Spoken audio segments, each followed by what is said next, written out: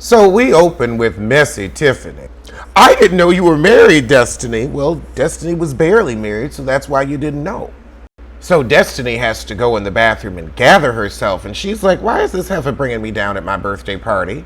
This isn't a divorce party, it's a birthday party. You talk about a divorce at a divorce party, not at a birthday party. And here comes Mel. Well, has he been a cheater? Just because your man cheated on Front Street and had a baby on you don't mean other people can't divorce quietly when their man cheats. She said, no, he didn't cheat. I'm sure he did. But she's like, I'm not getting into that at my birthday party right now. Come on, Mel. Get with the program. You wouldn't have wanted anybody to throw it in your face like when Tisha did. Destiny said, I'm going to put it on the panty. I'm going to put it on the new baby and the panty. Ain't nobody cheat. I'm not Martell. I don't have to justify my divorce. So Tiffany goes to pee and Mel's like, do y'all like Tiffany? No, she's messy. She puts a child's business in the street. Meanwhile, in Houston, Tisha's big ugly comes to join her. He says, I hope she's not annoyed with me because I had to take a later flight. I'd be annoyed that you showed up. Don't nobody want to look at you. So Tisha answers the door trying to pull a daytime seduction, and all he can think about is business. That outfit, it was trying to be sexy, but the hair was wrong and the outfit was confusing. Tisha, why are you wasting money on a stylist? Style is something that comes from within. Even if they put you in great garments, you still have no poise. You'll make Fendi look frumpy. Meanwhile, across town, Kimmy meets with Maurice to tell him about terrible Tiffany telling Monster's business. Maurice is 38 hot. He said, I ain't gonna like this heifer. Why you painting my son as a deviant? Why you telling his business? How do you even know this? We don't know you like that. Kimmy said, well, I was a deer in the headlights. I don't know why I didn't know. Did you know? Oh, of course I knew. Well, you could have told Kimmy. So now they get to talking about Monster, and Kimmy says, look, I'm an adult. I can get the imbalance, and I know you going for yours. But your time with Monster, you gonna have to reschedule, hon. You gonna have to fit him in a whole lot more. Reese is giving her some pushback, and she's like, look, you're really saying I don't care, this isn't balanced, and you've got to work, and I'm telling you, if you don't want to half-ass something, don't half-ass raising your kid. You might have to leave some money on the table to be there for him.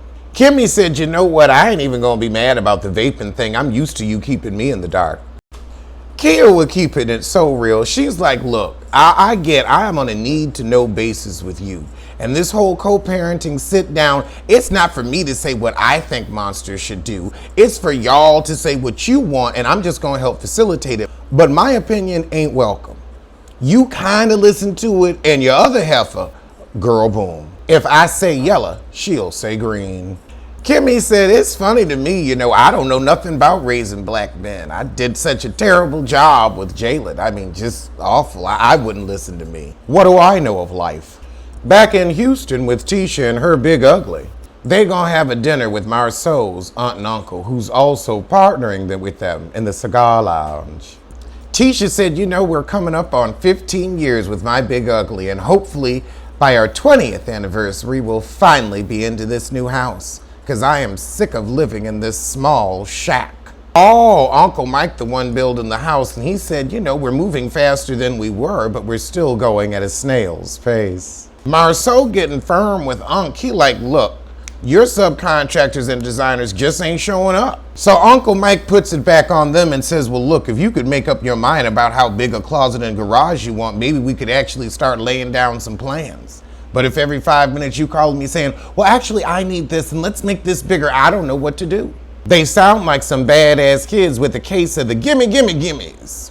Ain't nobody ever thinking about you. Ain't nobody trying to steal your house plans so that they can outdo you. They're going to outdo you because they have more taste and more money, and neither one of them is a cheap big ugly. That's why they're going to outdo you, Maurice and Kimmy. Kimmy don't think about you, and you can't stand it. Meanwhile, across town, Kimmy and Jalen are working on a home reno together. Jalen's like, I don't know how I'm going to find time to do this reno. I've been telling Marceau I need help down at the restaurant. But you know his cheap ass. Kimmy said, yeah, I felt like he was setting you up to fail. He was really setting himself up to fail and setting Jalen up to walk away and get back into real estate where he want to be. Kimmy said, now don't forget he promised you a percentage of that restaurant. We don't know how much, but you're supposed to get a percentage. That's why you always there. He working you like you a half owner. Child, Kimmy brought up, Destiny said you were giving her the eye. And he said, well, yeah, she's a beautiful woman, but that's not my type. But they love me. Kimmy said, who love you? He said, the Cougars. The Cougars. Oh, Destiny.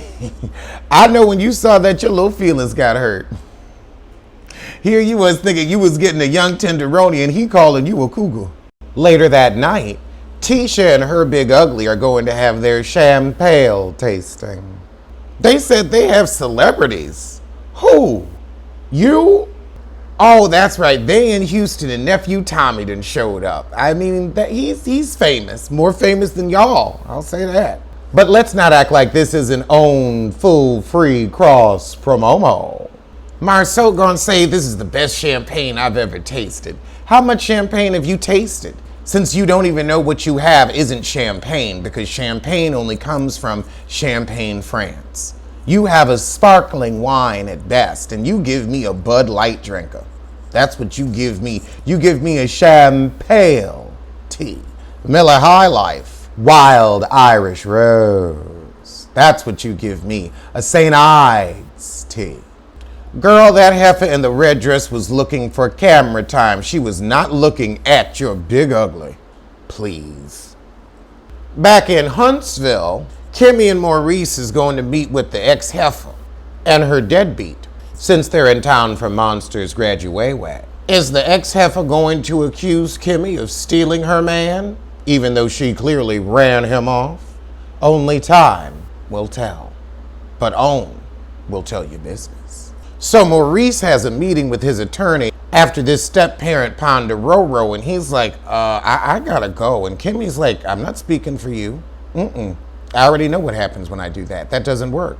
You're gonna sit your happy butt here and deal with your ex, because all you've done is give her what you want to try to get her out of your hair rather than actually deal with the situation. Kimmy said, look, we can reschedule. If the whole goal is all four of us here and then your butt's at a meeting, we've missed the goal. This fool said, well, look, they got 7 minutes and they ain't making it, so I'm gonna have to go to this meeting with the attorney because I done already paid. But Kimmy, you can handle it. That heifer don't like none of Kimmy, so I don't know why you just gonna throw her to that wolf. And so the shit in with Kimmy putting Maurice's food in a box, and his ex-heifer hefts on up, deadbeat in tow. Well, I'ma see you soon for something. So tell a kin, tell a friend, tell that heifer you hate. Don't grab my pussy, don't grab my pussy. I'm your cameraman.